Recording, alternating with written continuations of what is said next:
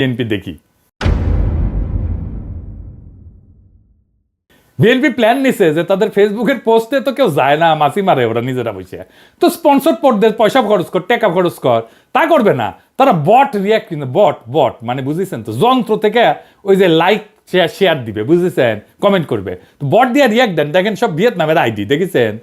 হ্যাঁ, আপনারা বিএনপির পোস্ট দেখবেন, দেখবেন যে হাজার হাজার লাভ রিয়াক্ট পড়িছে, ভালোবাসা রে বন্যা বয়ে যাইতেছে, আপনারা প্রভাবিত হয়ে যাবেন। আরে বাপরা সর্বনাশ, ভালো কাজ করিছে তো, ভালো কথা, আমি একটা লাভ রিয়াক্ট দিয়ে দিই।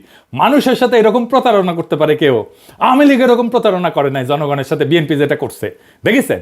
এটাই আপনাদের জার্নি, এটাই বাংলাদেশের রাজনীতি, এটাই হয় মন্ত্রী, দলের শীর্ষ নেতা, আর একাডেমিক যোগ্যতায় কেরানি হয়ে যার জীবন পার করার কথা ছিল, সে হয় মন্ত্রী।